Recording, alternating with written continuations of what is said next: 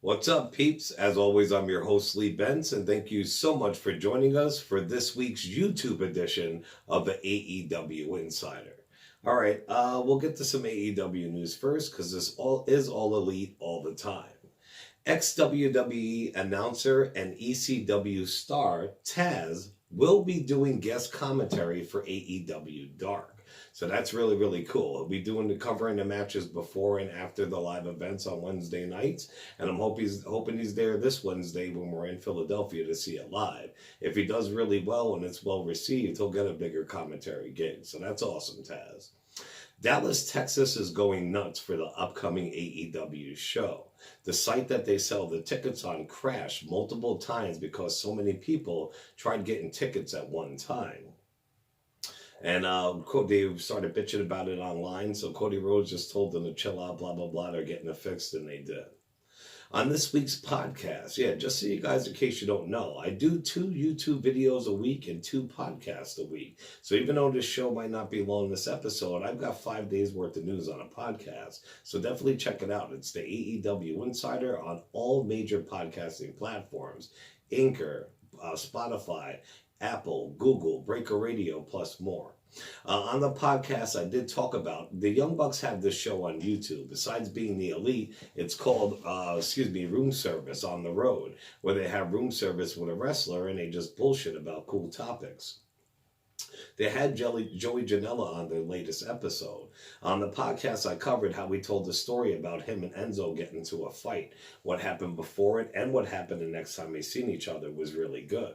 Well, he also revealed about Big Cass. I reported a couple of weeks ago, about a month and a week ago, Big Cass was at an indie show. It was the wrestlers last night before going to WWE.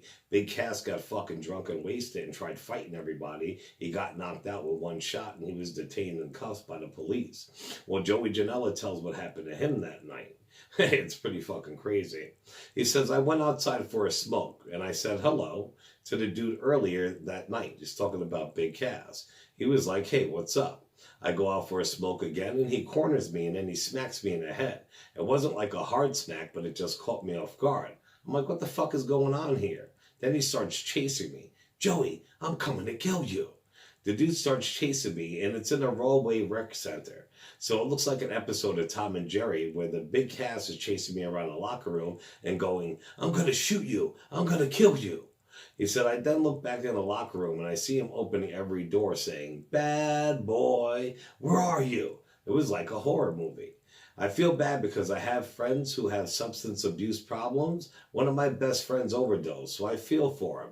At the time of it, it was kind of a funny story, as this guy tried to kill me, and then people leaked it on the internet, but the next day I felt like complete shit.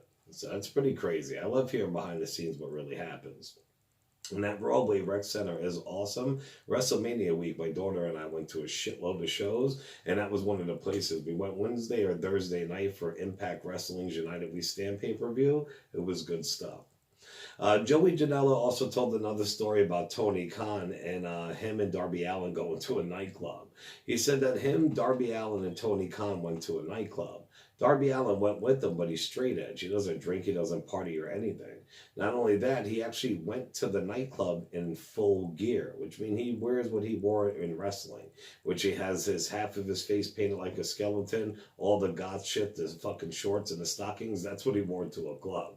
He said after they went back to Khan's house to watch TV, and 12 Rounds Part 3 came on, starring Jon Moxley, so he called an Uber and got the fuck out of there. Joey Janela's the man. Check all that out on our Twitter or on our Facebook. AEW Insider 1 on Twitter, AEW Insider on Facebook. Chris Jericho has revealed that his cruise might host an episode of AEW Dynamite Live.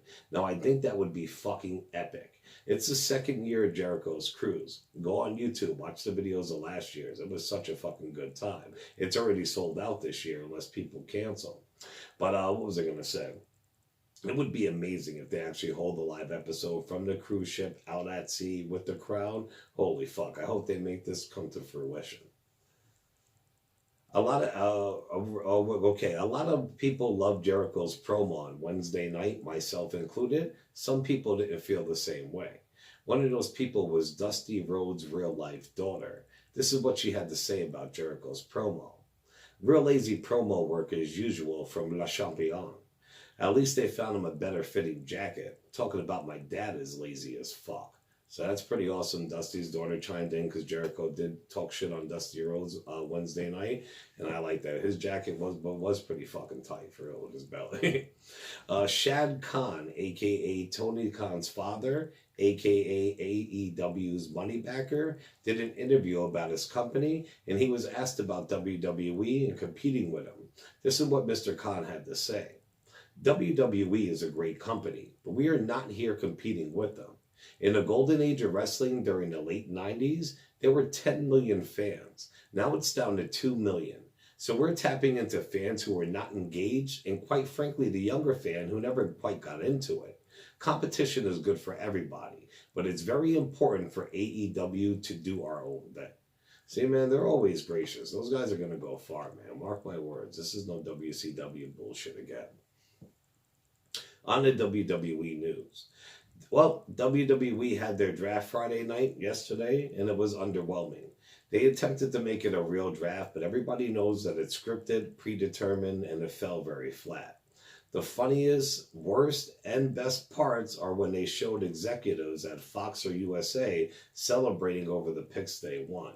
It was so bad, and the audience did not like it either, obviously, because SmackDown's ratings plummeted after their debut on Fox last week. One notable note is that Bayley finally made a heel turn.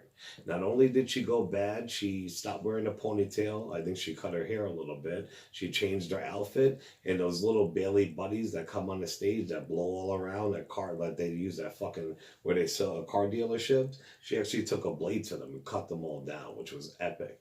And somebody was actually taping their child live at home when she was cutting those buddies down, and the kid started crying and bugging the fuck out. It was hilarious. Check it out on our YouTube or our Twitter. On our Facebook or our Twitter. All right, we'll do the draft real quick. Here's the draft results so far, even though it doesn't fucking matter for real. But on Monday Night Raw, they did draft the man, Becky Lynch, the OC, which is Luke Gallows, Anderson, and AJ Styles, Drew McIntyre, the chosen one, my dog, Randy Orton, Ricochet, Bobby Lashley, Alexa Bliss, Nikki Cross, Kevin Owens, Natalya, the Viking Raiders, and the Street Profits. SmackDown so far drafted Roman Reigns, The Fiend Bray Wyatt, which we knew was going to happen. I told you Fox were pissed they weren't getting him and they wanted him on a couple shows ago. Also the Boss Sasha Banks, Braun Strowman, Lacey Evans, The Revival, Lucha House Party, and Heavy Machinery. If you ask me right now, Raw has more, and they got a better squad. I'm not saying SmackDown sucks, but Raw's definitely got a better crew. And as of right now, the undrafted, aka free agents, are these guys. There's still Akira Tozawa, Humberto Carrillo, EC3. He needs to go somewhere and get a proper push for real. EC3 is awesome. Eric Young, Heath Slater, Tamina, the B Team, Bo Dallas and Curtis Axel, Sin Cara, Drew Gulak, Chad Gable, and Cesaro. Before the WWE Draft Friday, WWE held a press conference for their two Crown Jewel big matches. They highlighted the Braun Strowman and the Fury, and they also highlighted Cain Velasquez and Brock Lesnar. They made it look like it was a big boxing event like UFC would do, a weigh-in, blah, blah, blah, and have them stand face to face. And it has been reported that the Saudi prince is the one that wanted Tyson Fury to appear on their show.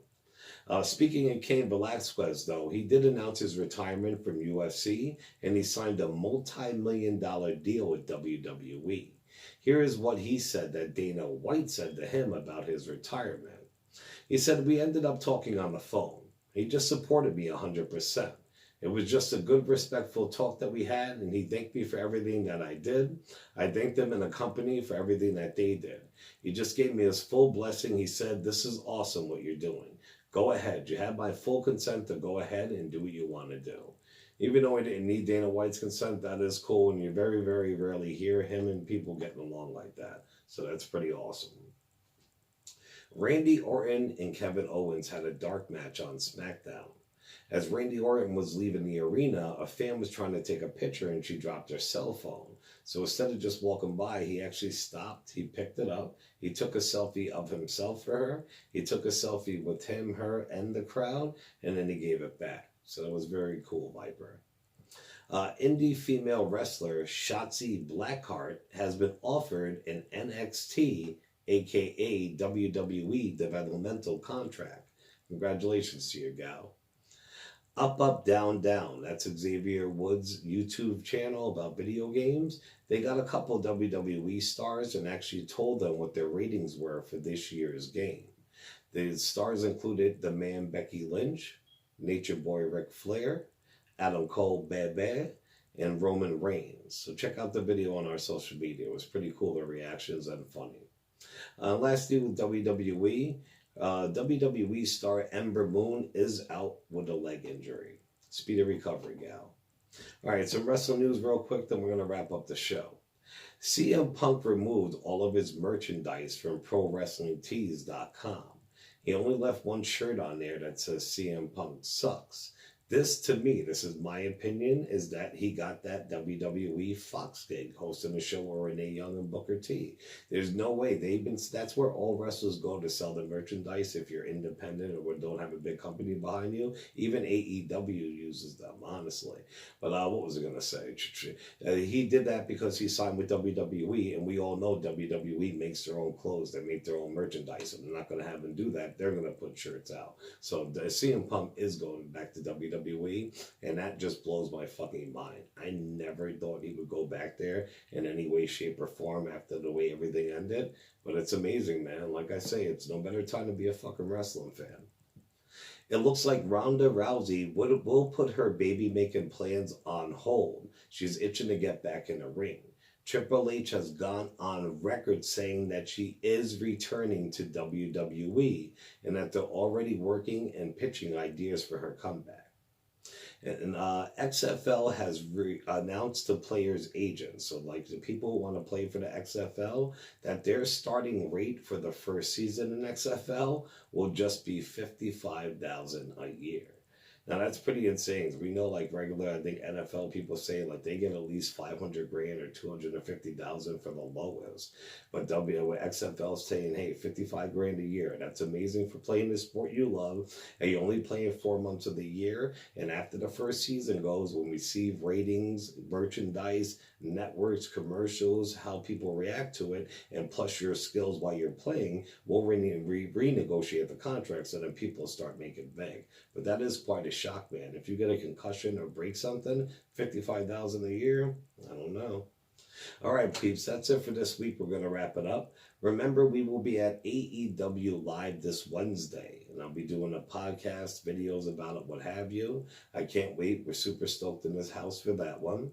We're hoping to see some wrestlers after Geno's for real, at the Hoagie Shop. We'll see. Keep our fingers crossed. Some of the matches for the AEW this Wednesday are as the first round tag team tournament continues. It's the Best Friends, I believe, versus SCU, and the winner of that goes against the Dark Order. There also is Chris Jericho versus Darby Allin with a new stipulation added in for the AEW World Title. And also we do have Hangman Page and Kenny Omega versus Pac and Jon Moxley. So that's pretty cool.